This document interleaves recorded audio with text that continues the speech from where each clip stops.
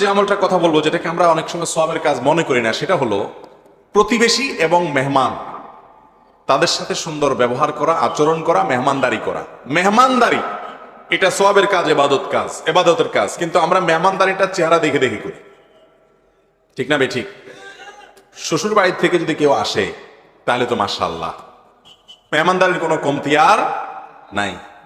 কত আইটেম দেওয়া যায় সব দেওয়ার চেষ্টা করি, ঠিক না? এমন একজন মানুষ আসছে যে শ্বশুর বাড়ির না, বরং হয়তো এমন কোনো ব্যক্তি যার কাছে আপনার কোনো স্বার্থ নাই, বেচারা এমনি মেহমান আর কি, সাধারণ মেহমান আর কি। তো সেই মেহমানের ব্যাপারে আমাদের তেমন কোনো খেয়াল অনেক সময় থাকে না। আমরা এখন এত স্বার্থপর হয়েছি, যেটাই করি সেখানে কি স্বার্থ আছে আগে সেটা চিন্তা করি। স্বার্থ নাই, আমি নাই সেখানে, ঠিক না ঠিক? এটারে বলা হয় আব্দুল মকসুদ, মানে স্বার্থের গোলাম। এই স্বার্থের গোলাম যে আব্দুল মকসুদ, যে সেই ব্যক্তির জন্য আল্লাহ তাআলা জান্নাত তৈরি করেন না ভাই। আর মুসলমান কখনো স্বার্থের গোলাম হতে পারে না। মেহমান আপনার বাড়িতে আসছে, সে যেই আসুক আপনি তাকে সম্মান করা, তাকে খাতির যত্ন করা, তার পেছনে খাবার, হাদিয়া, নাস্তা ইত্যাদি পেশ করা, এটা আপনার কর্তব্যের অংশ। নবী করিম সাল্লাল্লাহু আলাইহি ওয়াসাল্লাম বলেছেন, মান কানা ইউমিনু বিল্লাহ ওয়াল ইয়াউমিল আখির ফালইউকরিম দাইফা। যে ব্যক্তি আল্লাহকে আর আখিরাতকে বিশ্বাস করে সে যেন মেহমানের মেহমানদারি করে। তো এই যে মেহমানদারি করা, এটা যে সওয়াবের কাজ আমরা অনেকে জানি না। হয়তো দিতে হয় তাই ট্র্যাডিশন হিসেবে দেই, যে একজন মেহমান আসছে, একটু চানাচুর, বিস্কিট, চা, এগুলা না দিলে কেমনে হয়, সেজন্য আমরা দেই। কিন্তু আমরা জানি না যে একজন মেহমানের সামনে আমি যাই পেশ করব, এটার বিনিময়ে আমার আমলনামাতে আল্লাহ তাআলা সওয়াব লিখবেন। সাধারণ দানের সওয়াব না, মেহমানের মেহমানদারির সওয়াব আলাদা। আর আত্মীয় স্বজনের সাথে সুসম্পর্ক বজায় রাখার পাশাপাশি প্রতিবেশী যারা আছেন তাদের হক অনেক বেশি। সেটা নিয়ে অনেক দীর্ঘ আলোচনা এখন করার সুযোগ নেই, শুধু এটুকু বলি, প্রতিবেশীর সাথে সুসম্পর্ক বজায় রাখা যে ভালো কাজ বা সওয়াবের কাজ, এটাও আমরা বেশিরভাগ লোক জানি না। আমরা উল্টাটা জানি। আমরা কি জানি? আমরা জানি হলাম যে পাশের খেতালার আইলটা ঠেলতে হবে।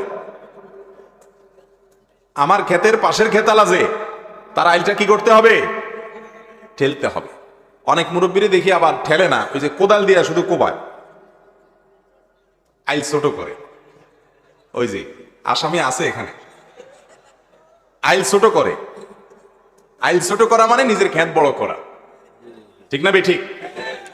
অথচ আমার ক্ষেতের পাশের ক্ষেতওয়ালা আমার প্রতিবেশী, ঠিক না ঠিক? তার অধিকার হলো আমার হাত দ্বারা, আমার মুখ দ্বারা, আমার আচার আচরণ দ্বারা, আমার কষ্ট দ্বারা আমার প্রতিবেশী যেন কষ্ট না পায়। এটা তার অধিকার। এটা তার কি রে ভাই? অধিকার। এটা তার পাওনা।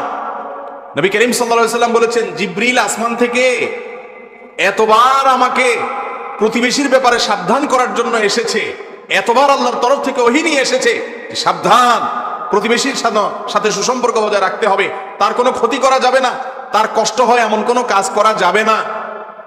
এই ব্যাপারে জিবরিল আমাকে এত বেশি সাবধান করেছে, এতবার নক করেছে, আমার আশঙ্কা হয় কখন না জানি জিবরিল আইসা বলে যে তোমার মৃত্যুর পর তোমার সম্পদে তোমার ওয়ারিস, তোমার সন্তান সন্ততির যেরকম অধিকার আছে, প্রতিবেশীরও একটা অংশ আছে। না জানি এটা আইসা কখন বলে, আমি সেই চিন্তা করতেছিলাম। এত বেশি গুরুত্ব দেওয়া হচ্ছিল প্রতিবেশীর হকের ব্যাপারে। আর আমাদের অবস্থা হলো, বেশিরভাগ লোক নামাজি মানুষ, দিনদার মানুষ, আলেম মানুষ, বক্তা মানুষ, আমরা নিজেরা অনেক দিক থেকে ভালো, মাশাআল্লাহ, এই একটা জায়গা আমরা ভালো হতে পারি না। সেটা হলো কি? প্রতিবেশীর সাথে সম্পর্ক আমাদের খুব একটা ভালো থাকে না। হয় তার মরক আমার এলাকাতে আসছে, গ্রামের মানুষ, তাহলে এটা নিয়ে একটা মিনি যুদ্ধ হয়ে যায়, ঠিক না ঠিক? অথবা তার গাছের ছায়া একটু আমার এলাকাতে পড়ছে, বস, তাহলে এটা নিয়ে যুদ্ধ শুরু হয়ে যায়। আবার অনেকে আছে যে পাশের যিনি আছেন তার জমির বরাবর বা তার যে আপনার ভিটা আছে, ভিটার বরাবর সুন্দর করে একটা গর্ত করে, যাতে করে ওই দিক থেকে বৃষ্টি ধুইয়া সব মাটিগুলো এসে এই গর্তটা ফিল আপ হয়ে যায়। এই কুকামটা আমরা অনেকে করি, কি করি না? ঘরে ঘরে, টোলে টোলে, জনে জনে। চেয়ারম্যান সাহেব ভালো বলতে পারে, সমস্ত মামলা করতে দেখা লাগে, ঠিক না ঠিক? আচ্ছা ভাই, এই কাজটা কি সওয়াবের কাজ না গুনার কাজ? অথচ আমরা অনেকে মুখে দাঁড়িয়ে আছে, মাথায় টুপি আছে, গায়ে জুব্বা আছে, অন্য অনেক দিক থেকে আমরা ভালো, মাশাআল্লাহ, যেটা ভালো আছে ভালো, কিন্তু তলে তলে এই কাজটা করতেছি।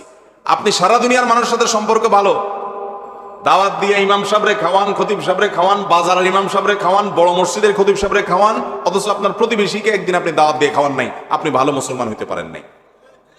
আমি কি বুঝাতে পারছি? নবী করিম সাল্লাল্লাহু আলাইহি সাল্লাম বলেছেন, তুমি গোশত রান্না করলে ঝোল বাড়াই দিও, ঝোল বাড়াই দিও, কারণ তোমার আশেপাশে প্রতিবেশী যারা আছেন তাদের বাড়িতে বাটিতে করে, প্লেটে করে, কোনো কিছুতে করে একটু তরকারি দেওয়াটা তোমার কর্তব্য। যদি তরকারি বেশি দিতে না পারো অন্তত ঝোল বাড়াই দিও, তারপরেও দিও। আমরা ছোটবেলায় দেখেছি এই বৃহত্তর নোয়াখালী এলাকার একটা সৌন্দর্য, গোটা বাংলাদেশেই ছিল এটা, কিন্তু এই এলাকাতে এই প্রচলনটা বেশি ছিল। সেটা হলো যে আমাদের মা চাচিরা ভালো কিছু রান্না করলে, ভালো কোনো নাস্তা আনলে, বাজার থেকে একটা তরমুজ আনলে, ভালো কিছু কিনে আনলে একটু অল্প স্বল্প হইলেও আশপাশের ঘরগুলোতে পাঠাইতো। আপনারা দেখেন না এগুলা? এখন আছে এসব? নাই। আহা, হয়তো আছে কোথাও অল্প স্বল্প, বেশিরভাগ ক্ষেত্রেই নাই। এখন সবাই স্বার্থপর হয়ে গেছে, সবাই স্বার্থপর হয়ে গেছে। ওয়াজ শোনার মানুষ অনেক বাড়ছে, কিন্তু আমল করার মানুষ কমছে। ঠিক না বেঠিক? এত ক্যামেরা আগে ছিল ওয়াজ রেকর্ডের জন্য, এই বেচারারা এত কষ্ট করে রেকর্ড করতেছে কেন? আপনারা অনেক বেশি শুনবেন, ওনারা ডলার কামাইবেন, সবাই লাভ হবে। কিন্তু ওয়াজ শুনতেছেন, ডলারও কামাইতেছেন, হুজুরও হাদিয়া মোটা করে পকেট ভরে নিয়ে যাচ্ছেন, কিন্তু আমাদের আমল আসছে না ভাই। আমরা আজকে মাহফিল থেকে যদি প্রতিজ্ঞা করে যাই, এই একটা ভালো কাজের কথা আজকে আমরা শুনলাম, এটা যে ভালো কাজ আমরা জানতাম না অনেকে, অথবা এটাকে এইভাবে দেখি নাই, আজকে আমরা জেনে গেলাম একটা ইবাদত, একটা সওয়াবের কাজ, একটা নেকামল। আপনি কোরআন পড়লে যেরকম সওয়াব পাবেন, আপনি দান করলে যেরকম সওয়াব পাবেন, ঠিক তেমনি ভাবে আপনার প্রতিবেশী, আপনার পাশের ঘর, আপনার পাশের জমিওয়ালা, আপনার আশেপাশে যারা আছেন, আপনার পাশের দোকানদার, পারতপক্ষে ভালো করতে পারেন আর না পারেন, আপনার হাত মুখ দ্বারা যেন কোনো কষ্ট, কোনো ক্ষতি তার না হয়, চেষ্টা করা যাবে না ইনশাআল্লাহ? এতদিন যেটা করেছেন সেটাকে রিকভার করার চেষ্টা করেন, যে আমার প্রতিবেশী, তার সাথে আমি কখনো রূঢ় আচরণ করে ফেলেছি, কখনো রাগ করে ফেলেছি, কখনো ঝগড়া করে ফেলেছি, এখন আমি ভালোর জন্য তার কাছে মিশবো। চেষ্টা করা যাবে না ইনশাআল্লাহ? আল্লাহ তাআলা আমাদের আমলের তৌফিক দান করুন।